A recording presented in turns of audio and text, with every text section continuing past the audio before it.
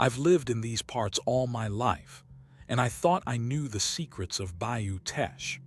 But it wasn't until I stumbled upon an old, dusty journal hidden away in the depths of the local library that I began to unravel the threads of a dark legend that's been woven into the fabric of our community for generations. The air was thick with the scent of decay and rot as I delicately opened the worn leather cover, releasing a whisper of forgotten memories into the atmosphere. The pages, yellowed with age, told the tale of a time long past when the swamp was teeming with life, or what was left of it. A chilling illustration of a figure, half human, half wild animal, stared back at me from the first page. I felt a shiver run down my spine as I realized that this was the visage of LaRue, the legendary cannibal who's said to roam these swamps. According to local lore, LaRue had once been a respected member of our community, but his descent into madness and savagery was swift and merciless. His actions were so heinous that even the mention of his name sent shivers down the spines of those who knew him. But it wasn't until I read the following passage, penned by some unknown hand, that I began to grasp the full extent of LaRue's depravity. It was on a night just like this, when the moon hung low in the sky like a cold, dead eye, that LaRue vanished into the depths of the swamp. Some say he was never seen again, while others claim that on certain nights, when the wind carries the scent of decay, you can still hear his screams echoing through the cypress trees. I'd always thought of Bayou Teche as a place of simple, rustic living folks who worked hard and played harder. But the more I delved into LaRue's story, the more I began to realize that there was something sinister lurking beneath the surface. It started with whispers, faint murmurs of cannibalism and ritual sacrifice that seemed to emanate from nowhere and everywhere at the same time. At first, I dismissed them as mere small-town gossip, the kind of thing that's always circulating around these parts like a bad habit. But then I met Emily, the local librarian's daughter, who swore she'd heard LaRue's voice whispering in her ear one night as she walked home from the library. "He's still out there," she said, her eyes wide with a mix of fear and conviction. "I know what I heard." Emily's words stuck with me long after our conversation ended. I couldn't shake the feeling that she was telling the truth, that LaRue's presence still lingered in these woods, waiting to be felt. The next day, I decided to pay a visit to the local elderly woman who claimed to have known LaRue personally. Her name was Marie, and she lived on the outskirts of town, her weathered cabin shrouded in a tangle of vines and cypress trees that seemed to lean in like skeletal fingers. As I approached her doorstep, I felt a strange sense of trepidation, as if I was being watched by unseen eyes. When I knocked, Marie answered with a gaze that seemed to bore into my very soul. "Can I help you, child?" she asked, her voice low and gravelly. I showed her the journal and she listened intently, her expression unreadable. When I finished speaking, she nodded slowly and said, "I knew him. He was a hard man with a heart as dark as the swamp itself." As I spent more time researching LaRue's history, I began to notice a pattern of strange occurrences that seemed to be woven into the fabric of our community. The local Cajun legend spoke of a time when the swamp was said to have been inhabited by spirits, malevolent entities that preyed on the living and fed on their fear. Some said it was LaRue who had made a pact with these spirits, trading his humanity for power and immortality. Others claimed that he was cursed by a vengeful priestess who had sought to punish him for his sins. The stories varied, but one thing remained constant: the sense of foreboding that settled over Bayou Teche like a shroud whenever LaRue's name was mentioned.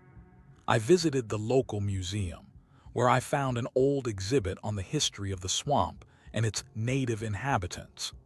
The display case held a series of yellowed newspaper clippings and photographs, each one telling a different tale of LaRue's exploits. One article in particular caught my eye, a 1950s-era piece from the local paper that described a ritual sacrifice that had taken place deep in the swamp. According to eyewitness accounts, LaRue had been seen gathered around a makeshift altar, his eyes glowing with an otherworldly light as he performed the dark rites. The article was marked local legend, but something about it felt too true, like I'd stumbled upon a piece of history that didn't want to be forgotten.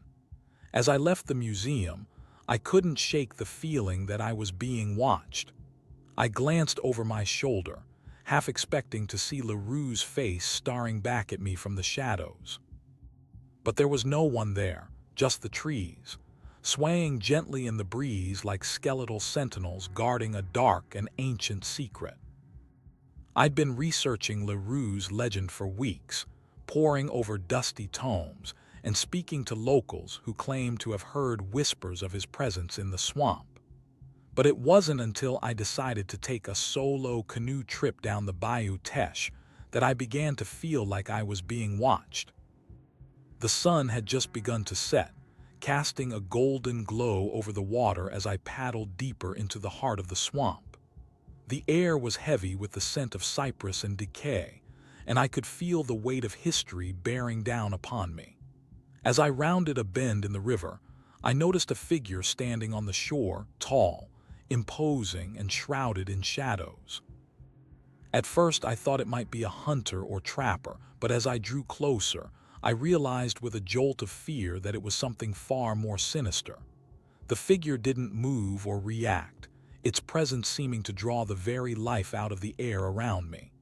I felt my heart racing, my breath catching in my throat as I paddled closer to the shore.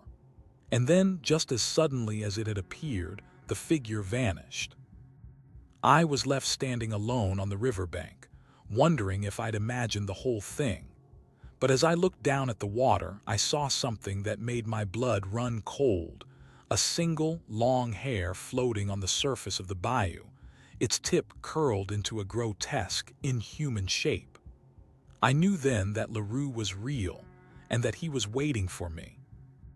The next morning, I decided to pay a visit to the local historian, Madame Duper. She was an elderly woman with a kind face and a wealth of knowledge about the history of Bayou Teche. I showed her the hair I'd found on the riverbank, and she took one look at it before nodding gravely. "That's from LaRue," she said, her voice low and serious. "He's been known to leave behind tokens of his presence." She led me to a dusty archive room deep in the heart of the local museum, where rows of old files and records seemed to stretch on forever. We spent hours poring over ancient documents and newspaper clippings, searching for any mention of LaRue's existence. It was slow going, but eventually we stumbled upon an old diary belonging to a man named Jacques Lafleur. He'd been a trapper in the swamp back in the 19th century, and his writings described a figure that matched the one I'd seen on the riverbank, tall, imposing, and with eyes that seemed to burn with an inner fire.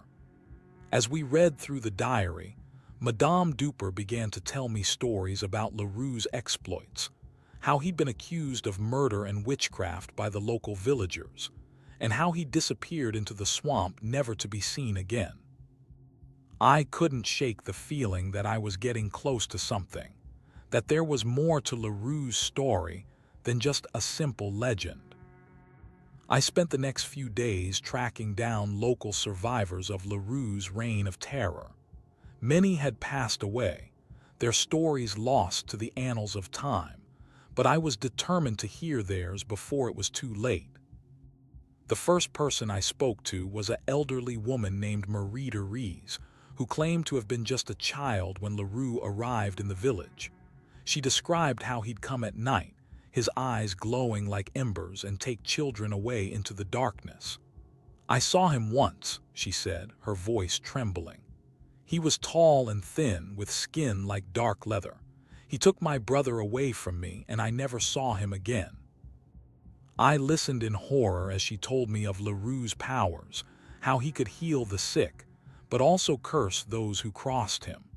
She spoke of the rituals he performed, of the human sacrifices that were said to be required to keep the spirits of the swamp at bay. As we spoke, I couldn't help but feel like I was walking through a nightmare, one that refused to end. The next person I interviewed was a grizzled old hunter named Jack, who claimed to have seen LaRue in his younger days, when he was still a trapper in the swamp. He told me of LaRue's cunning and intelligence, how he'd outwitted hunters and villagers alike, always staying one step ahead of those who sought to do him harm. But there was something about Jack's story that didn't add up, a sense of unease, like he was hiding something from me. As I left his cabin, I couldn't shake the feeling that I'd only scratched the surface of LaRue's true nature.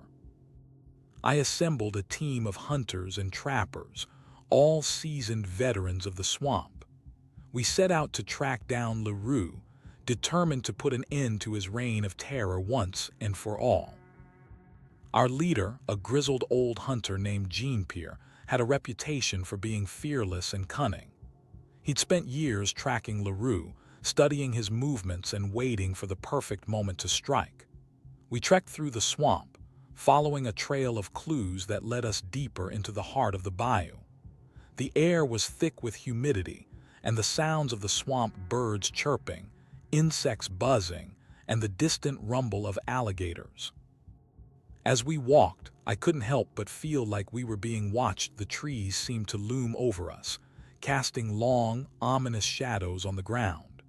We set up camp at dusk, huddling around a fire as we shared stories of LaRue's exploits.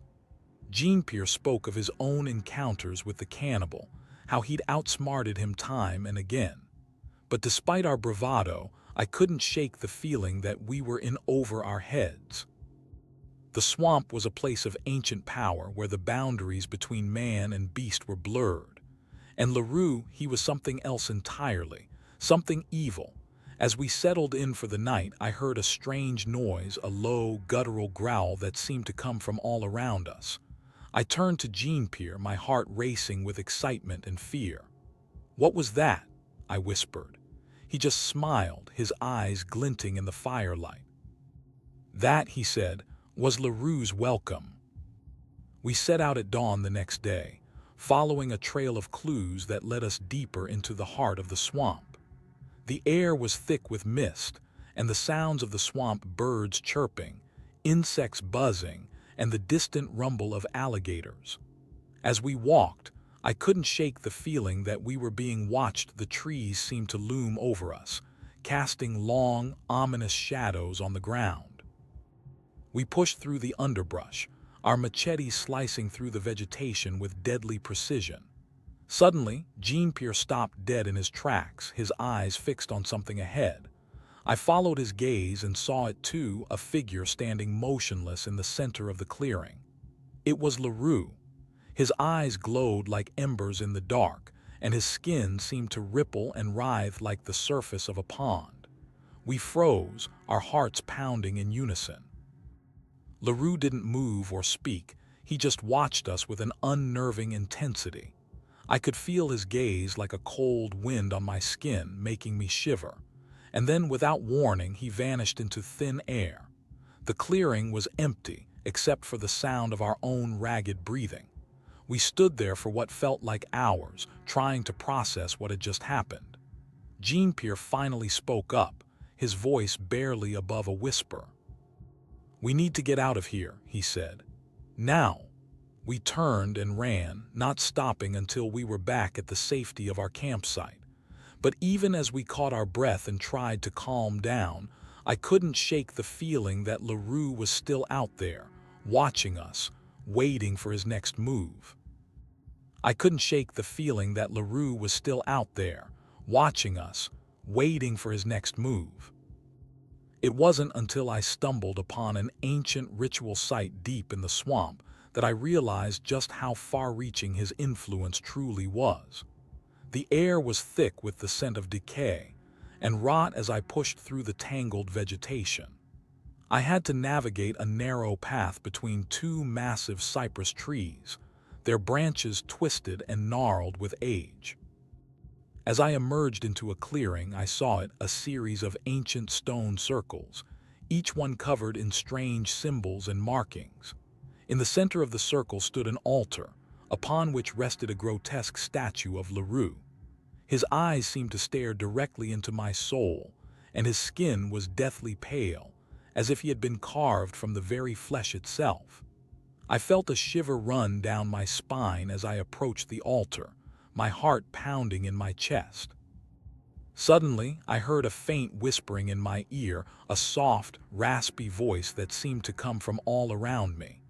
It was LaRue's voice, speaking words of ancient incantation and dark magic. I spun around, but there was no one there. The voice seemed to be coming from the statue itself, echoing off the stone circles like a malevolent spirit. I knew then that I had stumbled upon something truly sinister, a gateway to a realm of darkness and despair, where LaRue ruled supreme. I spent the next few days poring over the symbols and markings on the ancient ritual site.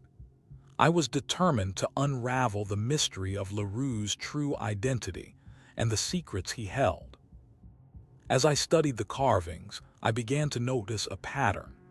Each symbol seemed to represent a different aspect of LaRue's personality, from his connection to the swamp to his role as a cannibal. But it wasn't until I stumbled upon an ancient text hidden deep within the ritual site that I finally began to understand the true nature of LaRue's powers.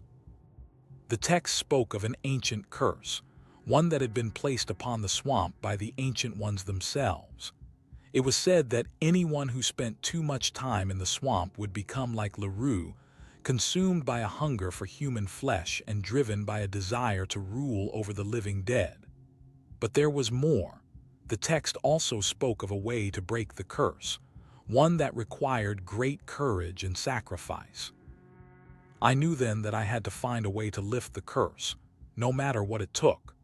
I spent the next few days searching for any clues that might lead me to the solution, finally discovering a hidden cave deep within the swamp.